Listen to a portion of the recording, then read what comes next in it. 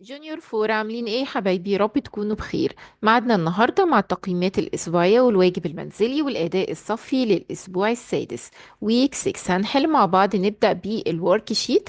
بس لو انتوا اول مره تشوفوني، سبسكرايب للقناه ولايك وشير لاي فيديو انزله علشان الكل يستفيد. كمان جروبات الواتس هنلاقيها في الديسكريبشن بوكس. اول سؤال بيقول لحضرتك هنا: complete the following. Some mills use the dot and other use the dot.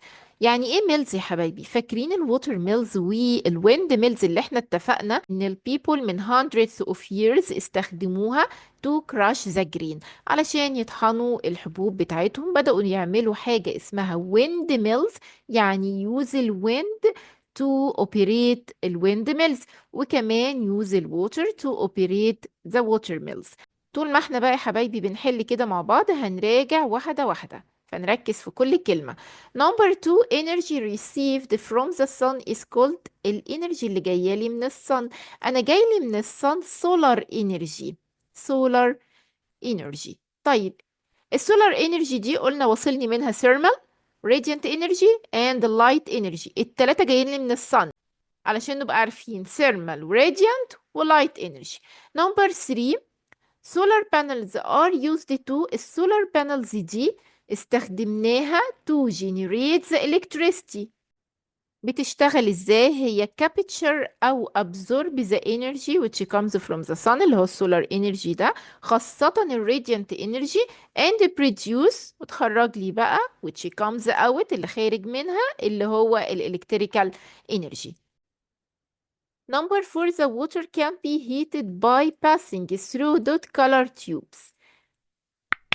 اكتر كولر يا حبايبي بيعمل كابتشر او ابزورب، بيمتص الثيرمال انرجي اللي جايه من الصن، هو البلاك كولر. حتى كده لو احنا لبسنا بلاك كولر في الصيف فبنلاقي نفسنا حرانين جدا. بنكتر منه فين؟ في الشتاء. ليه؟ علشان يعمل وارمينج، يدفينا، علشان ابزورب يمتص الثيرمال انرجي من الصن ويدفينا. سو بلاك كولر. نمبر 5. او بالمناسبه نمبر 4 دي بيتكلم فيها عن السولار ووتر هيتر، اللي هو ايه؟ السخان اللي احنا هنعمله باستخدام السولار انرجي، هنستغلها نعمل تيوبز كده لونها بلاك كولر، ونحطها على الروف exposed to the sun، ويبدأ absorb السولار انرجي، يعمل هيتنج للتيوبز تسخن. فالووتر وهي باس ثرو، هي معدية من جوه التيوبز دي، هي كمان يحصل لها هيتنج، تبدأ تتجمع كولكتد في التانك. تعالوا نشوف كده مع بعض ونشرح على صورة للسولار ووتر هيتر. اهو يا حبايبي السولار ووتر هيتر بتكون عبارة عن تيوبس. التيوبس دي لونها بلاك، بتمر الووتر جوه التيوبس دي، وهي exposed to the sun، تعمل كابتشر للثيرمال انرجي، يحصل لها هيتنج، فالووتر هي كمان يحصل لها هيتنج، تتجمع في التانك ده او ده زي ما انتوا شايفين كده، ونبدأ احنا نستخدمها بقى وقت ما نحتاجها. تمام؟ يبقى لونها بلاك color. نرجع تاني بقى للهوم ورك شيت، وبيقول لك في نمبر 5: sun is a dot energy resource. الصن تفتكروا renewable or non renewable؟ طبعا renewable energy resources. بعد كده true or false، وخلي بالك هنا بيقول لك correct، يعني هنصحح الخطأ. بيقول لك number 1: wind is non-renewable resources. لا طبعا الويند والووتر والصن renewable energy resources، يبقى على طول correct. نصحح بقى renewable energy resource. نمبر 2: in greenhouse. ايه الجرين هاوس ده؟ اللي احنا use it علشان نعمل planting، نزرع الكروبس اللي need warm climate. انا موجودة في مثلا في cold climate، عايزة ازرع كروبس يعني محاصيل بتطلع بس في الورم كلايمت. هبدأ اعمل ايه؟ هعمل الجرين هاوس اللي هنشوفه في الصورة ده، ونشوف الفانكشن بتاعته او بيعمل ايه بالظبط. طبعا اي حاجة بنشوف الصورة بتاعتها يا حبايبي بتثبت اكتر، وبتكون المعلومة دايما في دماغنا. ده الجرين هاوس يا حبايبي. ايه اللي بيحصل؟ بيحصل هنا ان لما الراديانت انرجي تنزل كده على الجرين هاوس وتدخل inside the green house، بيحصل ان هي convert into thermal energy، فتبدأ warm the climate inside green house، ونقدر ان احنا نزرع الكروبس اللي need warm climate. اسمها ايه؟ green house. نرجع تاني. فtrue false بيقولك in greenhouse the radiant energy from the sun is converted into electrical. لأ لسه قايلة into what? Into thermal energy. Number 3 the output of solar panels. فاكرين الاوتبوت والانبوت؟ الاوتبوت اللي هي which comes out اللي خارجالي من الديفايس او خارجالي من السولار بانلز is electrical energy. او مظبوط، هي capture the solar energy and produce electrical energy. Number 4 the concave mirror. ايه concave mirror دي؟ فاكرينها اللي كانت عاملة زي نص السيركل كده، نص الدايرة، كانت بيحصل فيها ان هي كولكت بتجمع لي وفوكس السانلايت علشان ممكن نستخدمها for cooking. تمام، يبقى ال concave mirror is used to collecting and focusing the sunlight. Number 5 kinetic energy can be used in electric generating أو generation. أيوة طبعا ممكن نستخدم الكينيتيك energy بتاعت الويند أو الووتر flow to generate the electricity. True. وبكده يا حبايبي نكون خلصنا الورك شيت. يلا بينا على الكلاس ورك شيت، الأداء الصفي نحله مع بعض وبعد كده التقييمات الأسبوعية. فأول سؤال بيقولك dot is used to crush grain to make flour. احنا استخدمنا ايه؟ استخدمنا او مش احنا بقى، ال people من hundreds of years استخدموا ال wind mills and ال water mills. ممكن نكتب ال wind mills، ممكن نكتب ال water mills استخدموهم to crush the grain. To all plants and animals need dot to survive. كلنا محتاجين ايه؟ كلنا محتاجين الصن. مش احنا متفقين ان الصن هي المين سورس اوف انرجي؟ صن، ومحتاجين كمان الووتر. الاتنين دول ما نقدرش نستغنى عنهم. بعد كده number 3 dot mirrors is used in collecting and focusing sunlight. يلا نشوف الكونكيف ميرور علشان ما ننساش ان هي بتعمل collection وبتعمل focus للسانلايت. اهي يا حبايبي الكونكيف ميرور. تمام، بتعمل ايه؟ بتعمل كولكتنج، بتجمع لي كده السانلايت وتعمل فوكس ليه. تركزوا على ممكن الميتال بوتس اللي احنا هنحطها تو كوك ذا فود، علشان نعمل كوكينج للفود. تمام، يبقى الكونكيف ميرور، يبقى نمبر 3 هتكون كونكيف ميرور.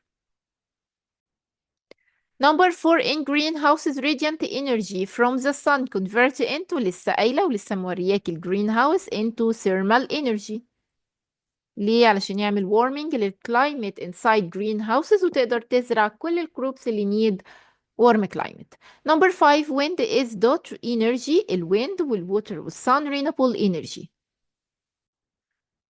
بعد كده put true or false وما ننساش correct يا حبايبي. solar energy is non-renewable resource of energy. السولار non، لا طبعا false. السولار دي renewable. تمام، جايلي من الصن، يبقى renewable energy مش non خالص. Number 2 the input of the solar panels system is electric. الانبوت لا، ده الاوتبوت هي الالكتريكال انرجي، او ممكن اقول ان الانبوت هي السولار انرجي. تمام، يبقى نصححها ازاي؟ ممكن تقول the output of the solar panels system is electric energy اللي خارجالي منها which comes out، او ممكن اقول ان الانبوت بقى هي الايه؟ السولار انرجي. تمام. Number 3 sunlight known as radiant energy or radiation. الsunlight جاي ومعاه الريز بتاعت الصن، فممكن اقول عليه radiant energy. Number 4 wind turbines can be used in electric generating. الwind turbines اللي بتشتغل بالكينيتيك energy بتاعت الاير او الويند ممكن تعمل generating للإلكتريستي. Number 5 electricity generated can be stored in batteries. طب تيجي كده نشوف لو احنا عملنا ريتشارج للموبايل، مش الالكتريكال انرجي دي بتبدأ ستورد تتخزن في الباتري لحد ما حضرتك يوز ات اجين تستخدمها تاني، تفتح الموبايل كده فتبدأ تشتغل، او الموبايل يشتغل بايه؟ بالالكتريستي. قلنا قبل كده الانرجي تشين بتاعه الموبايل كانت اول حاجه الكتريكال انرجي، وبعد كده stored inside the battery as potential energy. ترجع تاني لما حضرتك تشغل الموبايل changes into electrical energy which operate اللي بتشغل الموبايل، هيبقى true. تمام.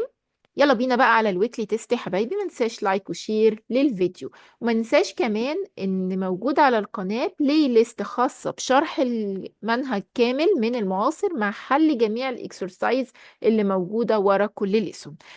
في weekly test number 1 بيقول لك هنا answer the following question. number 1 complete the following. the input of the solar panels system is قلنا ال input هي السولار energy وال output هي ال electrical energy. يبقى هنا solar energy. number 2 write a scientific term. the clean energy resource. يعني ايه clean energy resource؟ يعني بتعملش pollution في الاير لما انا بستخدمها. that can be used in electric generation. ممكن اعمل generating electricity باستخدام clean energy اللي هي ايه؟ اللي هي renewable energy. renewable energy. تمام. بين قوسين كده اعرفه ان انا شطور وعارف ان هي ممكن تكون الصن وممكن تكون الويند وممكن تكون الووتر. بعد كده give reason. the concave mirror can be used in cooking. هو انا ممكن استخدم الكونكيف ميرور في الكوكينج ليه؟ في المين بوك بتاع حضرتك كتاب المعاصر بيج 95 بيقول لك هنا الكونكيف ميرور ممكن نستخدمها فور كوكينج فود. زي ما انت شايف في الصورة هي دي الكونكيف ميرور بنحطها كده وبنعمل ايه؟ بنحط ميتال بوت هنا فبيحصل ان الكونكيف ميرور كولكت بتجمع لي اند فوكس تركز بقى السان لايت اللي هي الريز بتاعت الصن على البوت ده فيحصل كوكينج للفود inside the pot.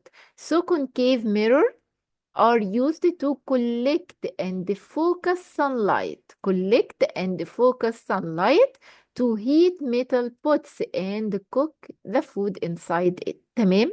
ادي حبايبي الإجابة بالتفصيل. الكونكيف ميرور بنستخدمها عشان collect تجمع وفوكس تركز السانلايت أو السان ريز على الميتال بوت فيحصل لها هيتنج والفود inside it يحصل له cooking. بعد كده في سؤال what happened برضو موجود في الويكلي تيست نمبر 1 بيقول لك what happened to أو what happened when water passing through black tube. ادي البلاكس تيوب نشرح تاني عليها اللي هي السولار ووتر هيتر. هي بلاك علشان اللون البلاك ده capture او absorb الانرجي which comes from the sun. بيحصل ان هو يحصل له heating وبعد كده الووتر لما pass through it تدخل كده جوه التيوبس دي فيحصل لها heating هي كمان تتجمع في التانك الكبير ده ونبدأ نستخدمها زي ما احنا عايزين وقت ما نحب. يبقى الووتر will be heated and becomes heated water وبعد كده stored in a water tank to be used later. Again water will be heated يعني هتسخن هي كمان. stored تتخزن في التانك الكبير ده لحد ما حضرتك use it later. الإجابة من الكتاب أهي إجابة نموذجية. نرجع تاني لآخر سؤال وبيقولك determine the importance of greenhouse. ادي الجرين هاوس نشرح تاني كأننا بنشرح الدرس بالظبط. الجرين هاوسز دي حبايبي احنا use it to help us to plant ان انا ازرع the crops that only grow in warm climate. ليه؟ لان هي capture the radiant energy and convert it into thermal energy to warm the climate inside the greenhouses. تعالوا نختصر الكلام ده كله ونقول إن ال greenhouses help farmers to plant the crops that only grow in warm climate. كمان نكتب له بين قوسين كده ان السولار انرجي او الراديانت انرجي is converted into بيتحول لثيرمال انرجي that warm the climate بيدفي لي الكلايمت inside the greenhouses. مش عايزاك تحفظ عايزاك تفهم. انا عندي جرين هاوس الجرين هاوس ده معمول من ماتيريال لما بيحصل ان الراديانت انرجي اللي جايه من الصن تنزل على الجرين هاوسز دي بتتحول انسايد الجرين هاوسز لثيرمال انرجي. يعني ايه ثيرمال انرجي؟ يعني هتدفي لي المكان. warm the climate inside the greenhouse. اقدر ازرع فيها اللي انا محتاجاه الكروبس اللي اونلي جرو بس بتنمو فين؟ في الورم كلايمت. يا ريت نفهم الاول قبل ما نكتب اي كلمه. فهمت؟ هتعرف تجاوب كل الاسئله بنفسك. وبعد كده الويكلي تيست نمبر 2 بيقول لك في اول سؤال complete the following. the output which comes out اللي خارجه من السولار بانلز طبعا هتكون ايه؟ احنا قلنا هي capture the solar energy، بتخرج electrical energy. Number 2 write a scientific term the main energy resources that plants and animals need it to survive. كلنا محتاجين الانرجي which comes from the sun، يعني المين energy resource هي الصن. وطبعا most energy produced inside the sun، كل ده خدناه في أول الترم. أول حاجة قلناها. بعد كده give reason for the solar energy is clear energy resources. ليه clear؟ ما بتعمليش pollution يا حبايبي. it's produced from the sun، ما بيحصلش ان هي run out، ما بتخلص. مش produce pollution، ما بتعملش harmful substances. ممكن ان انا يوز ات استخدمها علشان اعمل جنريتنج للالكتريستي، وانا برضو بعمل بيها جنريتنج للالكتريستي وبستخدم السولار بانلز، مش هتعمل اي pollution في الاير. تمام. because it doesn't cause any pollution or harmful substance. بعد كده what happens when the concave mirror used in cooking؟ ايه اللي بيحصل لما بنستخدم الكونكيف ميرور علشان نعمل كوكينج للفود؟ هي قلنا ان هي collect، بتجمع and focus sunlight onto the metal pot. تمام. وبعد كده يحصل heating للميتال بوت وكوز ان الفود inside the metal pot هيحصل ان هو will be cooked. تمام. اجين بقى نكتب الكلام اللي انا قلته ده ازاي. انا بحاول افهمك قبل ما اقولك الاجابة فين بالظبط. هنا يا حبايبي بيقول لك what happen لو استخدمنا الكونكيف mirror for cooking food. هنقول ان هي collect and focus sunlight to heat metal pots and cook the food inside it. تمام. collect and focus بتجمع وتركز السانلايت على الميتال بوتس علشان يحصل cooking للفود inside. الإجابة سهلة جدا. نرجع تاني للويكلي تيست. determine the output and input greenhouses. في الجرين هاوسز قلنا الانبوت انرجي اللي هي radiant energy اللي جاية من الصن. radiant energy بيحصل لها ان هي convert into ايه؟ into thermal energy inside greenhouses to warm the climate، عشان تدفي الكلايمت جوه ونقدر ان احنا plant الكروبس inside it. يبقى الانبوت هي السولار او الراديانت انرجي، والاوتبوت هتكون thermal energy. يلا بينا على اخر ويكلي تيست، ومستنية ان انتوا توقفوا الفيديو وتجاوبوا معايا في الكومنتس. ويا ريت اللي يجاوب يا حبايبي يكتب اسمه علشان الفيديو الجاي هقول اسمه وهقول مين شارك معايا في الكومنتس وحل معايا الويكلي تيست. Answer the following question. Complete the following sentences from the renewable energy resource. هم اللي خدناهم التلاتة. خدنا الصن وخدنا كمان الويند واخدنا كمان الووتر. Write a scientific term, a type of mirror that can be used to get heat which can be used in cooking. the concave mirror. لسه شارحينها. concave mirror. Number 3 give reason for. sun is very important to plants and animals. طبعا ده الصن دي هي المين source of energy اللي بتدينا اللايت energy والراديانت energy وبتدينا كمان الثيرمال energy. provide us. نكتب كده because it's the main source of energy. provide us، نسيت كلمة provide us، يبقى gives us بتدينا. بتديك ايه يا حبيبي؟ الصن بتديك الثيرمال energy. حاجة تاني طبعا اللايت energy، وبتدينا كمان الراديانت energy.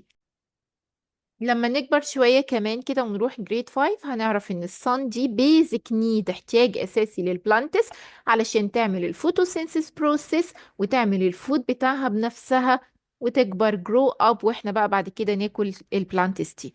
تمام. so because it's the main source of energy gives thermal energy, light and radiant energy. بعد كده what happens when the radiant energy enters the greenhouse؟ هيحصل لها ان هي convert into ايه؟ برافو عليكم، thermal energy. it will be converted into thermal energy which بعد كده هتعمل warming للclimate ونزرع اللي احنا عايزينه. بعد كده determine the output and input energy في السولار بانلز. الانبوت قلنا هي السولار انرجي، والاوتبوت هي الالكتريكال انرجي. عشان بس ما حدش يتلخبط، طبعا هنا السولار انرجي دي اللي هي الايه، الانبوت انرجي، والاوتبوت اللي هي الكتريكال انرجي. تمام يا حبايبي، وبكده نكون خلصنا الاداء الصفي والواجب المنزلي وتقييمات الاسبوعيه. يا رب يكون استفدنا، وما ننساش لايك وشير للفيديو ونبعته لكل اصحابنا عشان الكل يستفيد. Thank you primary 4.